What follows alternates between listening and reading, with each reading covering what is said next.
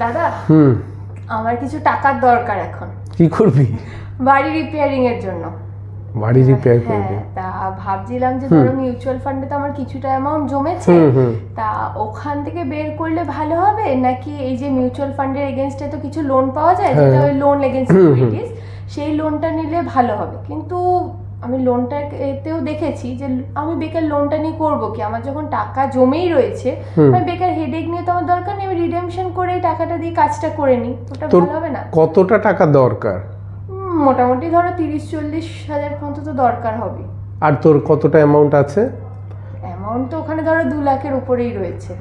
আচ্ছা, এবার দেখ যেটা তুই বলছিস ওটাকে বলে ল্যাস, লোন এগেইনস্ট সিকিউরিটি। মানে তুই তোর একটা সিকিউরিটি আছে, মানে জমিয়েছিস, একটা ক্যাপিটাল হয়েছে, তার এগেইনস্টে মর্টগেজ রেখে তুই লোন নিবি। এবার তুই যেটা বলছিস দুটো অপশানই আছে, তুই চাইলে মিউচুয়াল ফান্ডটা তোর টাকা, তুই টাকা তুলে নিয়ে ভেঙে কিনেও নিতে পারিস, আবার তুই চাইলে লোনও নিতে পারিস। এইবার কেন লোন নিবি সেটার ব্যাপারটা আমি একটু ডিটেলসে বলি। ধর তুই সে যে অ্যামাউন্টই তুই করে থাকিস, তুই 500,000 টাকা করেও যদি 2-3 লাখ টাকাও জমিয়ে থাকিস, সেটা তো খুব কষ্ট করেই জমিয়েছিস, তোকে তার জন্য একটা এফোর্ট দিতে হয়েছে। কারণ আমরা যে টাকাটাই জমাই সবাই কষ্ট করেই জমাই। তো ওয়েলথটা এই যে 2-3 লাখ টাকায় পৌঁছতে তোর 5-7 বছর 10 বছর টাইম লেগেছে। এবার ব্যাপারটা হচ্ছে তুই যখন টাকাটা ভেঙে দিবি, যেমন আমি তোকে আর একটা এক্সাম্পল দিয়ে বোঝাতে চেষ্টা করি। ধর একটা লোক সারা জীবন পয়সা জমিয়ে একটা বাড়ি করেছে, এবার বাড়িতে তার ছেলে বা মেয়ের বিয়ে এসছে, তাহলে এখন মোটামুটি একটা বিয়ে দিতে গেলে 10-15 লাখ টাকা খরচা আছে। তাহলে তার কাছে দুটো উপায় আছে, হয় তাকে বাইরে থেকে প্রচুর ইন্টারেস্টে টাকা নিতে হবে, অথবা ফ্ল্যাটটা বা বাড়িটা বিক্রি করে দিতে হবে, অথবা বাড়িটাকে মর্টগেজ রেখে লোন নিতে হবে। এবার মর্টগেজ লোনে না সবসময় ইন্টারেস্ট একটু কম থাকে, কারণ তোর একটা অ্যাসেট জমা রেখে ওরা লোন দেবে, সেটা মিউচুয়াল ফান্ডের বল বা বাড়ির ক্ষেত্রেও বল। এবার তাতে সুবিধা কি হবে, দেখ তোর বাড়িকে বাড়ি রইল, তুই ধর 10-15 লাখ টাকা লোন নিলি, একটা বাড়ির ধর দাম এখন 1-1.5 কোটি টাকা, ভালো প্রপার জায়গায় যদি হয়, তুই তার এগেনস্টে 10-15 লাখ টাকা লোন নিলি, লোনটা নিয়ে যদি 8-8.5% ইন্টারেস্ট হয়, তুই গ্র্যাজুয়ালি টাকাটা শোধ করে দিলি, যদি তোর সেই ক্যাপাবিলিটি থাকে, তাহলে কি হলো, বিয়েটাও হয়ে গেল, তোর বাড়িটাও রয়ে গেল, আর তোকে বাইরে থেকে খুব হাই ইন্টারেস্টে টাকাও নিতে হলো না, তোর পুরো পারপাসগুলোই সলভ হয়ে গেল।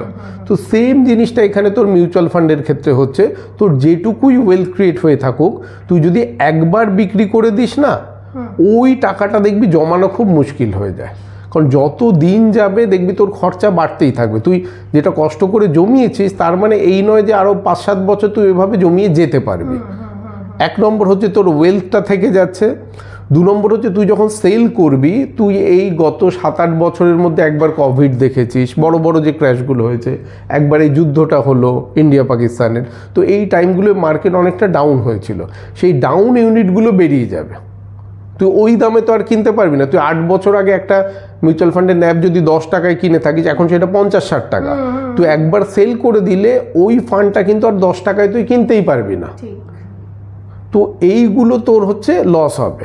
এক তো তুই টাকাটা আর জমাতে পারবি কি না সেটা নিয়ে একটা ডাউট আছে, দ্বিতীয় হচ্ছে তুই ওই ডাউন সার্কেল পাবি না, আর তুই এর এগেনস্টে যে লোন নিয়ে তুই 8, 8.5, 9, 10 যাই তোকে দিতে হোক, মিউচুয়াল ফান্ডে যদি তুই 13-14%ও পাস, তাহলে তুই লোনের থেকে তো তুই বেশি পাচ্ছিস।